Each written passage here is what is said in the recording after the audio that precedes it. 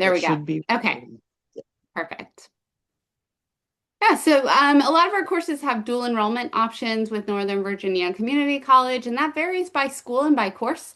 Um, Basically, there are requirements for the instructor and things like that, so that can vary, but there are opportunities for students to get the Northern Virginia Community College credit through our courses while they're in high school. And you can find those opportunities in other areas as well, like some of the English and math and core courses. And then we do have courses with online campus. So students who aren't able to fit a course into their schedule or they want to take a course in the summer or something like that have that opportunity through online campus. Those are limited. A lot of our courses are very hands-on. They require a lot of equipment, and that would be hard to do in an online setting. But some of the courses work really well in an online setting. So we've been moving courses there where it's appropriate. I'm going to talk a little later about our summer camps. They're coming up very soon. We're really excited about that. It's one of my favorite months of the year in July when we get to just have fun and play, and our kids learn about all the career and technical pathways through the summer camp experience. And then embedded in all our courses are things like industry credentials, work-based learning opportunities, career and technical student organizations. We do offer a lot of economics and personal finance, different ways for students to get that credit. If you don't know, if you don't have a high schooler yet, or you haven't heard this, economics and personal finance is a graduation requirement. We hear all the time, like, why didn't they teach us these things in high school? And in Virginia, it is required to graduate that you take that course. So we have a lot of ways that we offer that course to help students get that requirement completed. And then we offer lots of different apprenticeship, internship opportunities through some of our programs as well. So just some numbers here. We impact over 65,000 students, over 160 courses. It's closer to 170 now, middle school and high school. And then over 7,000 students take our summer economics and personal finance class. So since that is a graduation requirement, sometimes students like to take it in the summer to free up that space in their schedule during the school year. Last year, we had over 16,500 industry credentials. We're really proud of that because those are instant resume builders. A lot of them are instant ways to help students get a job or get a leg up in that industry. Over 8,000 work-based learning experiences. So those would be things like internships, apprenticeships, clinical experiences, things like that. And then you can see some of the other things. I'll talk about student auto sales and our residential construction site a little more, but we had a really exciting year last year, and this year's numbers aren't quite ready yet, but they're looking pretty good as well. We do want to emphasize that career and technical education classes are for everyone. If you've heard of our academy programs in Fairfax County or some of our specialty programs, sometimes people think that it's just for kids that are going to those programs. But really, we have career and technical education courses in every single middle and high school in the county. It is a requirement for the state that we have them in at least three program areas in every school, and most schools have more than three. So there's a wealth of courses found at your child's school, and you would learn about that through the course selection sheet when your student is picking their classes for the following school year. You can also find that information online on our FCPS course catalog website. There are standard course offerings at every school, so that means those are courses that every school has to run. And then there are some courses that you only find at certain schools. And that's where our academies come in. Sometimes that's due to specialized equipment. It might be due to a limited number of students with interest, so we bring them all to one place instead of putting it all at every school. Or it might be where it's hard to find instructors who are coming from industry. So there's a lot of variance there, but there is a standard level of courses available at every school. So some of those higher level or more industry specific courses are found at our six academies. So every high school student has the opportunity to request a placement at an academy program for just their career and technical education class. So the students do not go there full time.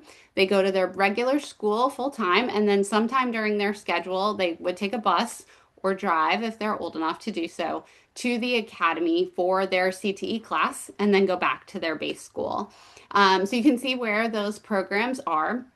They all have a wealth of different programs, and I'm not going to go into every one of them by name, but some of them have specialized focus. So, all of our health and medical programs in the county are found at Chantilly Academy, Falls Church Academy, and West Potomac Academy. And we try to place programs across the academies so that geographically all students have access to those programs no matter where you go to school. We have a number of skilled trades programs, things like electrical, auto tech, HVAC, cosmetology, culinary arts, things like that, that are found in our academies because of those specialized equipment requirements. Um, we also have things like criminal justice, a lot of higher end IT, cybersecurity type courses. Those are predominantly at Marshall and Edison. And then Fairfax is a little special. They have some trades and some IT as well, but they also have our performing arts specialties and a lot of languages. So there are unique offerings at all six programs, and students from any school can request a course at one of these academies. They do fill up very quickly. We use a lottery system, so not everybody gets everything, but we do our very best to accommodate every student who is interested in these career pathways. And then we have some very unique programs. Our Classroom on the Mall is found at Fair Oaks Mall. It's a marketing and merchandising class, but they take it at the mall. And they work really closely with Macy's. And it's not just about learning how to, restock the shelves and check out the customer. They work very closely with all the different levels of the business. They work with the buyers, they work with the merchandisers, they put on a fashion show. So they get a really great experience, and Macy's has been a great partner. They also work with small businesses throughout the mall as well. And then our fire training academy, our students from all over the county actually go to the Fairfax County Fire Training Center in off of West Ox Road out near Chantilly. And those students go through a full year training to be a firefighter. They do the same program that an adult firefighter student would do, and they leave with that certification. They actually have a live burn building there that the students participate in once they complete their year of training. So that's very exciting for people interested in that pathway, any kind of public safety, 911, EMT, those types of things. Then we have residential construction. That one is found at Spring Village Estates, right off the Parkway. Those students build houses. So they, instead of going to a classroom in a school, they go to the job site and they have their class there. And they work alongside the subcontractors to actually build homes that we then sell. And the money from the sale of those homes goes back into the program to keep it going. Student auto sales is connected to all of our automotive technology programs, and there's actually a system where the community members donate old vehicles to our program, and the schools either use them to learn on trainers, or if they're in good enough condition, the students can fix up the cars and resell them. And again, that money goes back into the program to help keep the students learning about that. And then we have a number of what we call school-based enterprises. So, for instance, our culinary arts programs run restaurants in their school. So they learn about the front and back end of running a restaurant. Cosmetology students offer services. Veterinary science students offer grooming services for pets. So a number of different experiences are put into place so that our students can learn in the most realistic, hands-on way possible. I mentioned our industry credentials. We have over 144 high demand industry recognized credentials available to students. Those are just nine a sampling of those 144. There's a wide variety of options, but those are recognizable in those industries. And we're excited to offer those for students. We also pay for it. So it is a huge benefit both to get a leg up in that industry, but also so the student doesn't have to pay for it after high school to get that credential. And those are built right into our courses. So the students are learning the skills and material they need in order to be successful on that exam. And then they take the exam before they leave us. I mentioned work-based learning a few times. This is really our internship apprenticeship, mentorship type of experience that we're working on building into as many courses as possible. And then we do a number of additional elements. Again, it's all about trying to help students see what that career field is really like. What would that job be like? What pathway do they really want to take? And the best way to figure that out is to actually get into that career field and see what it's like. So we have guest speakers, we have tours, we have college and career fairs, we have annual conference, we have a long list of partners who work with us and our students. And then we work really hard to place students in these experiences so they get a more extended experience participating with a partner and learning what it's really like to be there for, more than a quick visit or a quick tour. Part of our work-based learning program is what we call Back to Fairfax. So we really want to build partnerships with the school system, with county government, with local employers and businesses, because ultimately we want Fairfax students to live and work in Fairfax. Or if they go off to get further post-secondary education or training, we want them to come back to Fairfax. So we've built some programs in. We started with our Trades for Tomorrow program. So FCPS facilities, we need electricians, we need HVAC technicians, we need plumbers and auto technicians. So our students in those programs are able to get their apprenticeship hours with our own facilities department. And then a lot of them are offered employment after that. And so they stay here with us, they get a leg up in that process. Same with Teachers for Tomorrow. Obviously, our biggest part of our workforce here are teachers, and we certainly need as many as we can get. So we work with our students in that program. They participate in an internship in our elementary schools, and then they have to go to college and get their degree and their license, and then they come back and work for us after they complete that. We now have internships in the IT department and a number of other departments. It's expanding rapidly, so we're really excited about that. Student organizations is another exciting part that's built into our classes. Every class is part of what we call a program area. So, for instance, if you were taking accounting or an IT class, you'd be part of the business and IT program area. So, your associated student organization would be FBLA. And that goes for all of our classes. They're connected to one of these 8. And these organizations really provide a lot of leadership opportunities. They have competitive events. We have students going to national conferences now in, I want to say 6 out of the 8 of these organizations, so we do quite well.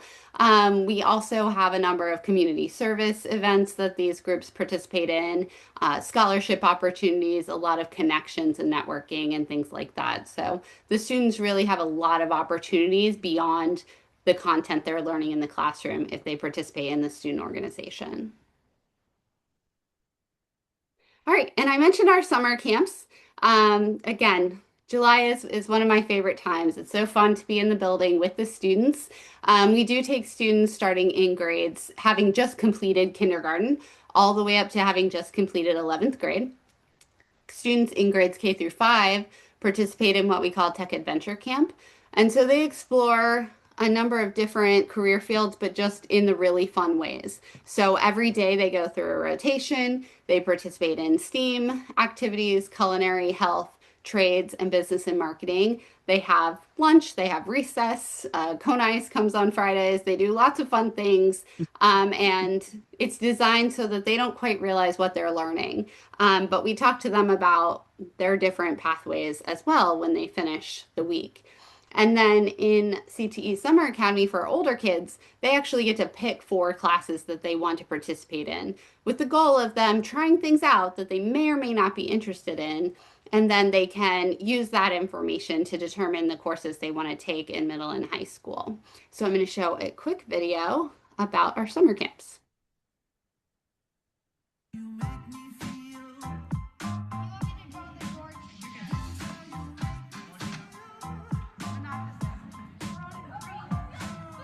I like the classes that I'm taking, and they're just really interesting to me. So many people, and like that, there's so many diverse activities that you can do. And so that's one way we're gonna fill up our edges, is by going over them. It's very fun, and if you give it a try, you might even be here next year. If you like to explore new things, get hands-on, maybe get your hands dirty or expand your mind in different areas, CTE is a great way to go. I think it's great to give them the hands-on experience as they would in the real world. Look, Mom and Dad, please take me to Tech Adventure Camp because it's a good opportunity for my future. I love Tech Adventure Camp.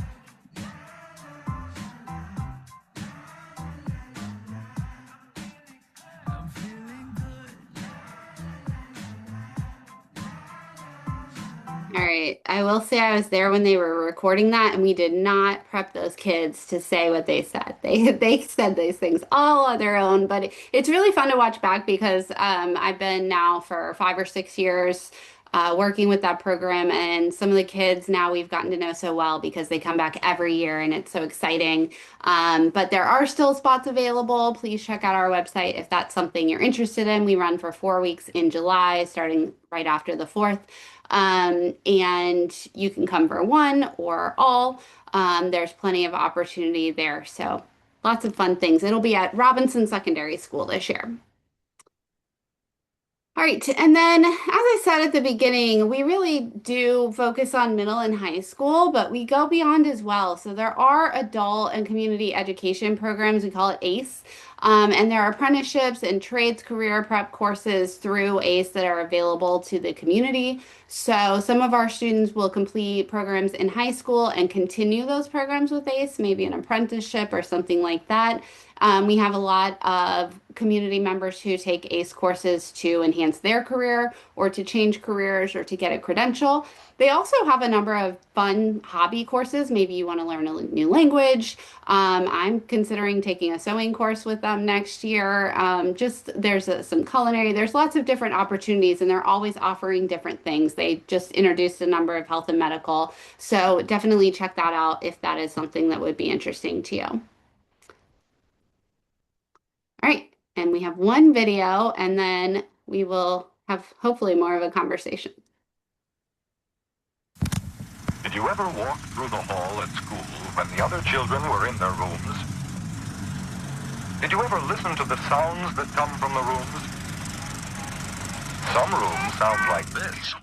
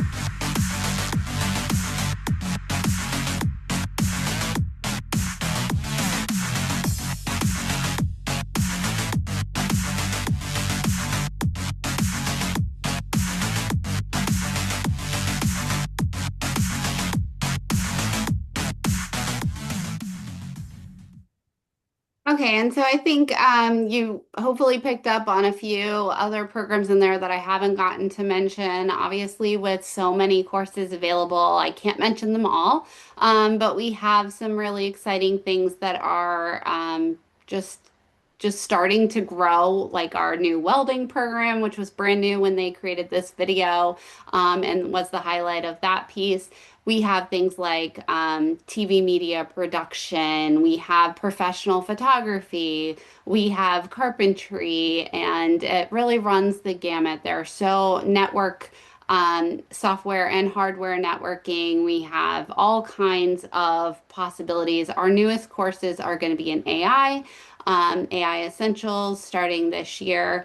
And then in middle school, I did want to mention, I left it out earlier, there is a new middle school course if you have a student going into middle school or in middle school now called Career Investigations. And it is growing rapidly. It was brand new last year, but more schools are adding it. every year. And that course is really exciting because you spend a semester learning about all of these different pathways and doing a lot of work on an academic and career plan, really in a hands-on fun way, but helping students to learn what career pathway they might be most interested in and what are the corresponding courses and activities and things that they should do for that pathway so that they have the opportunity to explore that. I get asked a lot how students can get into academy programs. And the trick there, there's not really a trick. It is a lottery system. We have a lot of students, but the tip that I would give you is that it is all about demonstrated career interest. And students can do that by participating in those academy open house events, by writing to the counselors. There is a registration form where the counselor can put in that the student is interested in that career field. And also through their online academic and career plan that they create in middle school and update through high school. So there are a lot of opportunities for that. But yeah, I think there are all of our information here. We will share these slides with you, and then I will pause and see if there are questions. Yes, absolutely. I've been keeping a track of them here. Good. So the first one that I have is there support for students with special needs in these programs? Yes, thank you for asking that. I should have included that. At our base school programs, the support comes from the support that is already built into the base school. So any accommodations that are provided would be provided in those classes as well. In our academies, because the students are traveling, we have what we call academy resource teachers that are at the academies. They provide push-in support for the students. They help provide accommodations, and they really work with the teachers. A lot of teachers in those specialized programs are coming straight from industry. So our academy resource teachers help the teachers with strategies to differentiate and to help work with all different types of learners. We also have multilingual learner teachers in the academies as well that help work with all of our students. Thank you. Our next one is, so if my middle schooler wants to take a course or participate in an IT internship or class, how do they register for it? I check the links and only see general information. Yeah, so it is always going to be very school specific. So when your student is doing course selection, they will get information about what courses are available at their school and then automatically pushed into the school's course catalog would be those academy options. So in middle school, it's a little limited. There are a number of there's coding, there's a few different business, IT, tech ed, engineering options in the middle schools that your student might be interested in. That the more specific IT opportunities happen in high school, and that's definitely where an internship would happen. So as they go through course selection with their counselor, they would have a list of courses that are available to them and have that conversation with their counselor. And you certainly can find that information on your school site because the course catalogs are specific per school. If they want to request an academy course, again in high school, they would do that through the same process. The counselor would enter that registration request for them. Thank you. Another question about middle school. Do they get high school credits for doing the CTE in the summer? No, currently they do not, and we do not have middle school courses with high school credit right now. But the summer programs are just enrichment. They are not credit opportunities at our summer camps. There are online campus courses in the summer, but they're predominantly high school courses. So we don't have high school credit opportunities for middle schoolers in CTE right now.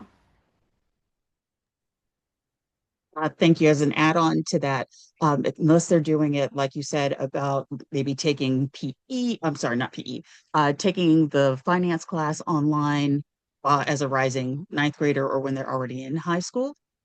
They could technically, they can do it as a rising ninth grader. It is strongly, strongly discouraged. They do not do well as a rising ninth grader the summer before high school in EPF, especially in the summer because that course is all self-directed. There's not a teacher. There's a facilitator, but the student is really working through that themselves. And we find that students are not successful until 10th grade at the earliest A lot of those concepts are just things they haven't dealt with yet, building a budget and car insurance and things like that. So we really discourage rising ninth graders, at least complete 1 year of high school first. Thank you. Next one is my 11th grader tried to enroll in architectural drawing during summer or online, and we could not find how to do it. Could you guide us on how to access or enroll in this or similar? Yeah, that goes through the same process. So it all goes through your child's counselor, and you could reach out. I do not know off the top of my head if there are still spaces for that, but definitely reach out to your child's counselor. They enter that request for an online campus course the same way that they enter the request for an academy course. It's actually in the same portal, but the counselor has to do it. So all of that happens through the course selection process, which generally happens from January to March. Well, really the very beginning of March. And if there's still space available, your counselor could help you with that even now. So I would reach out. Thank you. I'm sorry, I'm hitting you with the rapid fire. No, it's good. It's fine. Are there contacts that we can reach out to get involved in work-based learning and summer enrichment?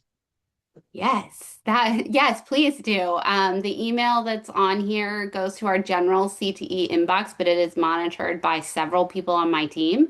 And I can let them know to look out for that so that I can connect with you or connect you with our work-based learning lead. But we would love that.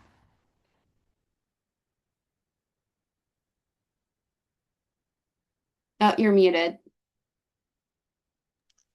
And I was going to town too. Okay, are these offerings realistic for any student of any background? It feels to me that all these opportunities exist, but we can't get in. I've not found counselors at my kids' school helpful, but I'm glad for today's opportunity so I can be asking them more directly about things like these.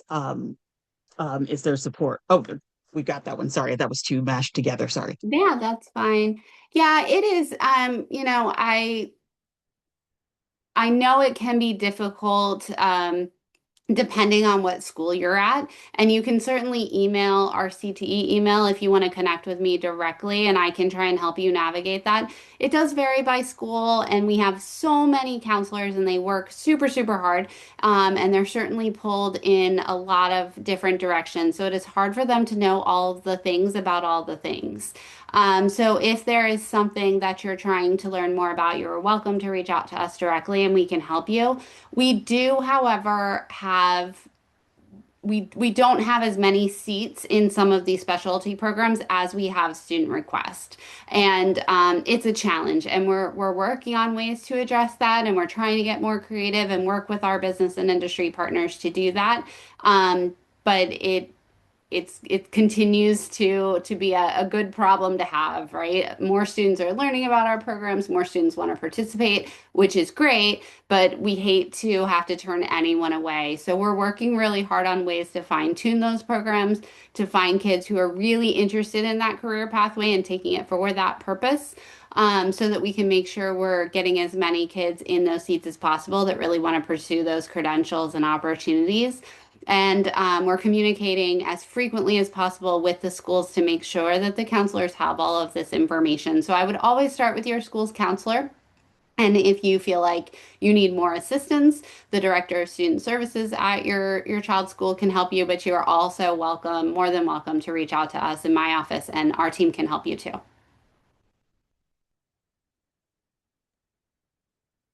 Thank you.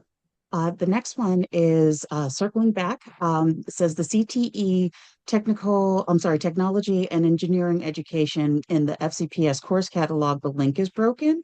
This is where the architectural drawings course should be listed. How can they access that information? Okay, I'm sorry. I'm not sure what link, but if you Google FCPS course catalog, you can find a number of catalog links there. You also should look for your child's school catalog because again, it varies by school. But the countywide catalog you can find by just Googling FCPS course catalog.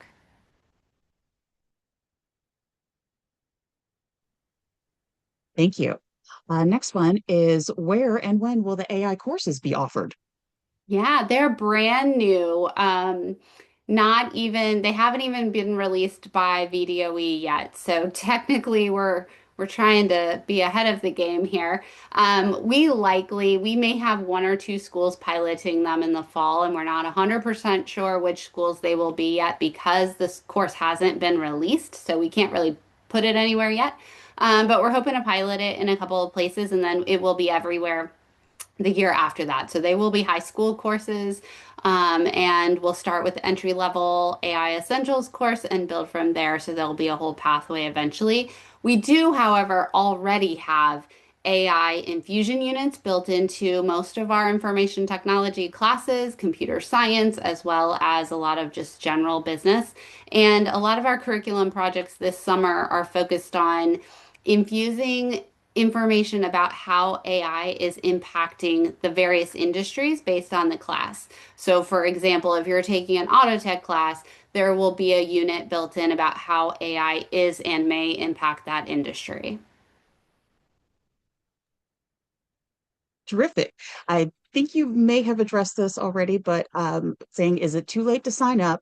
And how do we sign up? And it sounds like there may be some openings, and you can still apply or talk to your child's counselor about how to. Yeah, yeah, definitely go back to the counselor, and it really, really varies by school. I know I have two high schoolers. Their school has a hard deadline of this Friday for any course changes to a student's request. So it really varies by school, what they have available, and what their process is for course change requests at this time of year. So if you have a change, I would reach out to your counselor immediately to see if that's even possible. If it's for an academy program, most of the academy programs are full and on a wait list. But that doesn't mean it's not worth a conversation for your counselor to see if there are spots available or if you can get on the wait list. Or if you can't do it next year, or your student's not old enough yet, I think it's always worth the conversation with the counselor as early as possible, because if your counselor knows that you're interested in one of our more rigorous or our academy programs or programs that take a lot of credits, it's really helpful to know that early on so that they can schedule you with that in mind. Maybe you do need to take health and PE over the summer to make room for your schedule. Maybe you do need to take EPF over the summer, or take something through online campus so that you have room. Some of our programs, for instance, we have licensed practical nursing. That's a junior senior class. But if you have a rising freshman who wants to be a nurse, your counselor should know right away, because the LPN program takes 7 credits junior and senior year. They need to plan for that in advance, and you might need to make some decisions to see if that can fit. Or cosmetology, junior, senior year, but every other day, all day. So again, decisions and planning that can be really helpful to do, the sooner the better. Thank you. Are the summer enrichment opportunities the same as the county park takes courses or camps? No, but similar. They do have a fee attached. We do have a fee structure with reduced price opportunities as appropriate, but they are not through Parks and Rec. We run those through my office and through FCPS, but it is a similar enrichment summer fun, kind of a fun week of camp opportunity. And this year we are offering aftercare. So we end at 2, which can be really hard if you're at work all day. So there is an aftercare option this year for students to be able to stay longer. Um, this is, I think, rolled into what you said earlier about we haven't heard anything about CTE course selection at our middle school other than choosing electives. Saying, is that the same? But it sounds like that's the time to be talking to your counselor about this. Yeah, a lot of people will say, "Oh, we've never heard of CTE," and that's fair. You've probably heard of the specific courses. Just like we don't generally say, "I'm taking a world language class," we say, "I'm taking a Spanish class," or something like that. So it is all wrapped up in the elective offerings that your school has. So when they're talking about electives, some of those are going to be CTE electives that I'm talking about. Some of them will be fine in performing arts. Some of them may be in a core area, for instance, journalism is an English or language arts elective. So when they're talking about electives, we generally are lumped in there. All right. We've done a lot of talking about middle schoolers, and it's great. We want to start early, right? With what can middle schoolers do with CTE, and how do you sign up for courses for next year? But you just touched on that. Yeah, same thing in middle school for course selection. You work with a counselor at your middle school. Um, I highly recommend the career investigations course, especially if your student has no idea. Not that we expect seventh and eighth graders or even ninth and 10th and 11th graders to know what they want to do with the rest of their lives, but really looking at what are they interested in, and then how can we take that interest and show them what career pathways most connect to that. And the career investigations course really does a good job of that in a more hands-on way. But there are courses in middle school. In all middle schools, there are courses in technology and engineering. That's where you would find some of your robotics, some of the technical drawing, some hands-on building, kind of, forgive me, but it's kind of like your old school wood shop class, in some parts of it, and then the very updated computerized technical drawing and things like that, robotics. Then we have what's called family and consumer science, which would be kind of like your old school home ec, and they hate it when I say that, but that's what it is. So they're doing cooking, sewing, a lot of parenting, child development, um, human services are built in there, some health and medical is built in there. So there's a variety of options. They go through a number of different units and kind of do a survey of those fields.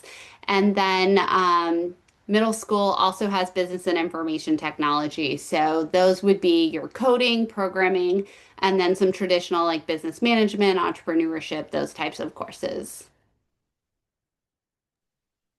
Got one about elementary school. It says anything else for elementary schoolers? See the summer enrichment opportunities, but apart from that, is there anything else for a rising third grader?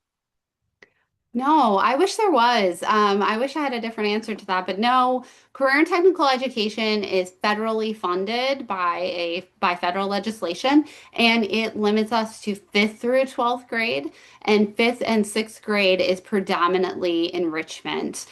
So with our enrichment activities, with push-ins for like career days and things like that. What we do have at elementary school in FCPS is the STEAM and computer science enrichment pushed in. And just like a lot of things, it varies by school, but it's not currently a standalone special like their art or their music or their PE. We are working in that direction. We'd really love to see it be a standalone, but right now it's really integrated when they're learning science and math and skills like that. So likely really, if we're doing it right, they don't even know that they're doing it at that time. They're learning their math by playing with a robot, and we think that's great. So a lot of that is happening, but it's not going to be a standalone class like you see in the older grades. Okay, my child isn't sure what path they want to pursue. How can you help them decide? Are there any FCPS programs that could help? And it sounds like career investigation might be Career the answer to that. investigations, yeah, career investigations in middle school. The summer camp opportunities can help with that. There are career interest inventories in what's called Naviance, which your child has access to through there probably is a link through Schoology, but if they don't know how to get there, they can talk to their counselor or their advisory teacher about that because starting in seventh grade, they create an academic and career plan. And that can help them conversations with their counselors. If they're taking a CTE class, the CTE teachers are pretty well versed in what opportunities exist there based on the student's interest.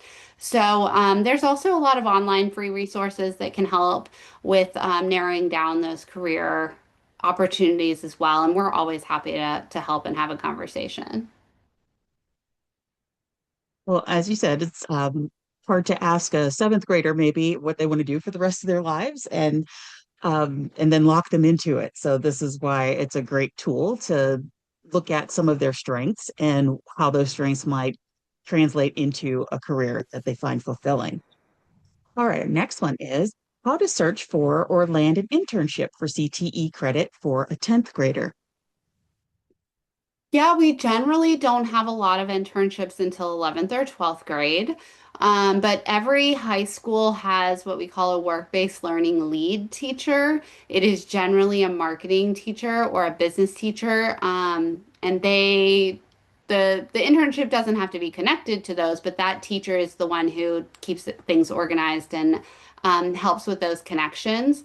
I would suggest there is the college and career specialist in every school. And they're very good about pushing opportunities out to students. And whenever we have opportunities, we push them out through the college and career specialist. So if you're not getting their emails, make sure you get on their list, but your child definitely is getting information from them. That's also where you'll start seeing things as they get older about scholarship opportunities and college visits and career expos, like our Instruction to Industry is our flagship event every February or March. And a lot of opportunities come from that, but we do virtual series with webinars for students. We have software that students can access to learn about different career fields. I should have actually included that answering the last question. There's one called Tigbee that students all have access to. If they're in a CTE class, they have that link in their Schoology page.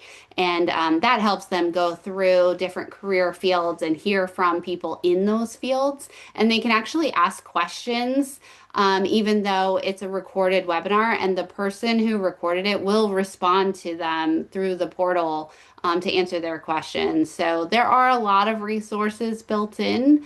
But I don't want to sugarcoat that we have 65,000 students that they don't all get an internship. So a highly motivated student and a student who is asking those questions and looking for those opportunities is going to have a really good chance of finding that. But the college and career specialist is a really good place to start. I'm sorry, did you say TIGB? Tigbee, I think. All right. Thank you. Okay. Does ACE or the Trade or Apprentice program and healthcare medical classes include internships? So the ACE program does have apprenticeship opportunities, which are generally in the skilled trades. I don't know if they do anything with internships. I don't run those programs. We partner with them. Sometimes we share facilities and things like that. So I'm not completely sure about the internships, but I know they do work on apprenticeships. What I will say though is a lot of their instructors still work in those industries. So there are likely connections through those instructors that could help you with that. And then there would still be those career fair opportunities as well. Thank you. Are there any career interest class that pair up with internship opportunities for high schoolers to participate in? And it sounds like you may have addressed that a little bit better earlier. Yeah, no, they're connected to the content class. And for it to count as a work-based learning experience, the student does have to be in a class connected to it. So there's not a standalone internship class. All right. And I think we've got the last one in the chat here. Is this for US citizens or can green card holders also apply? Yeah, all of our classes are open to all Fairfax County public school students, regardless of any status or background or any of that. We certainly, even with our academy programs, people think that we're looking at all these different elements when we're deciding who gets in and who doesn't, and it's not true. It is completely a lottery system. It does not matter, especially things like attendance or behavior, past grades. We don't want that to disqualify a student because this might be the program that they're really interested in that turns things around for them. So no, there are no disqualifying to take the course.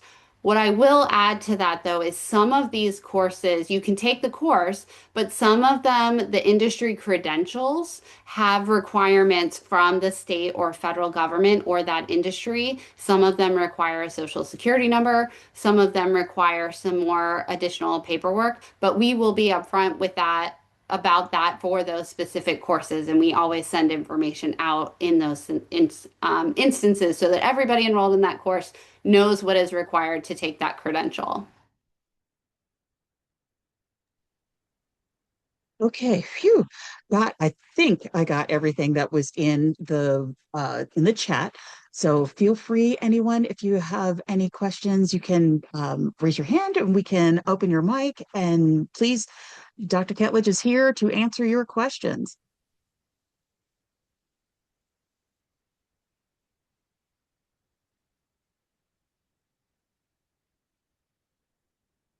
Or you did such a great job answering all the questions, or they're thinking of things to stump There you were a with. lot. I mean, that was a pretty good broad array of questions in the chat. So it's always helpful to get those questions because a lot of them I'm like, oh yeah, I meant to say that anyway. So I'm so glad you asked.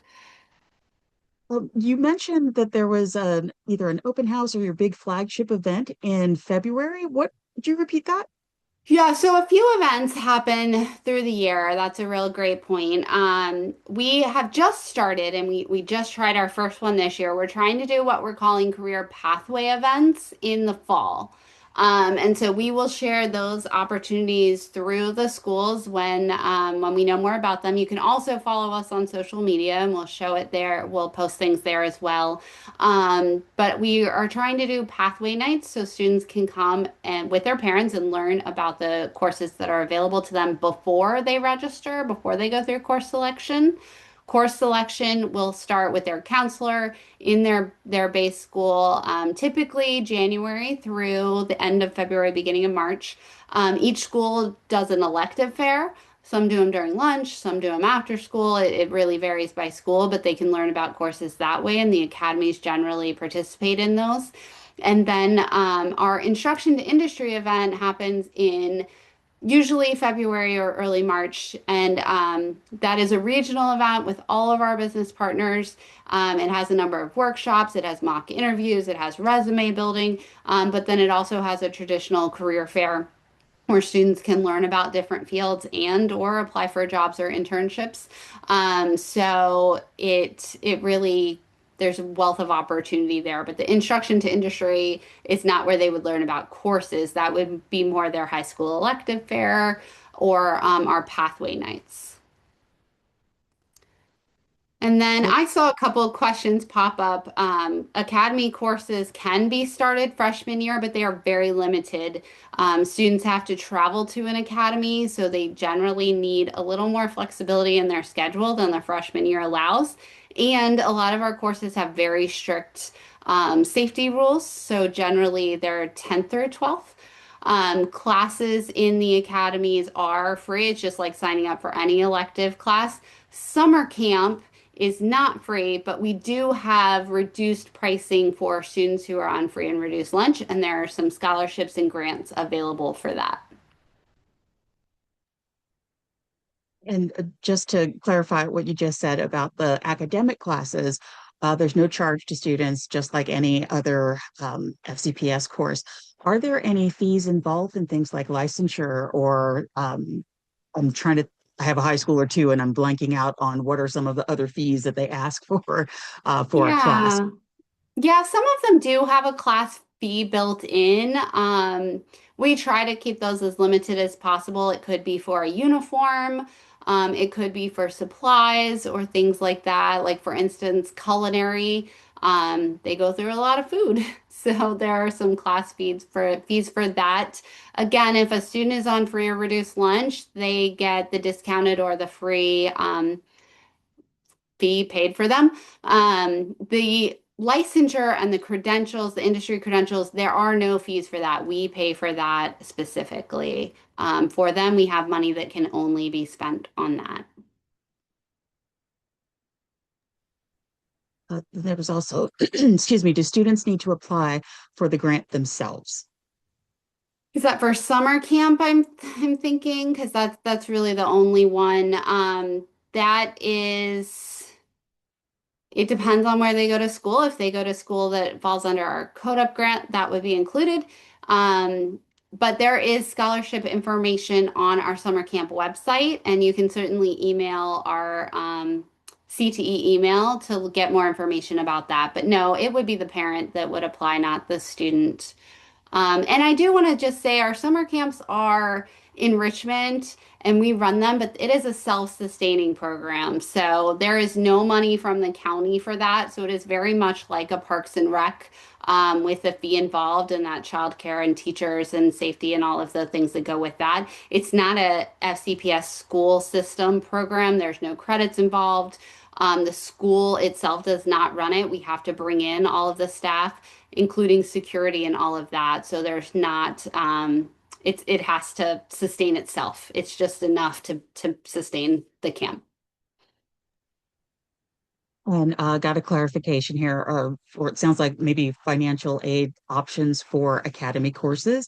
Would there be anything for, I'm trying to think of a family maybe is not receiving free or reduced meals, but the fee presents a hardship? Would they, the student, or sounds like the family would speak to who about that? Probably start with the counselor or the family liaison in the school. And sometimes there are resources they know of. You can certainly work with the administration in the school, but a lot of times there are ways that we can help you with that. Okay. Are there any incentives for students whose parents are active duty or veterans? For summer camp, no. And that's pretty much the only fee-based system we have. So no, we don't have anything like that right now. Okay, thank you. Would you please advise again on how high schoolers search for internships for CTE credits? Yeah, there is not a CTE credit or a high school credit for an internship. Students can participate in an internship if they are in a CTE class. And a lot of those internships are found through the college and career specialist. There are also internships, summer internships that are sponsored by FCPS, and you can find that information online if you look for FCPS internships. There are also a number of resources on our work-based learning page. So again, you can just Google search FCPS work-based learning, but the college and career specialist in each high school is the best place to start.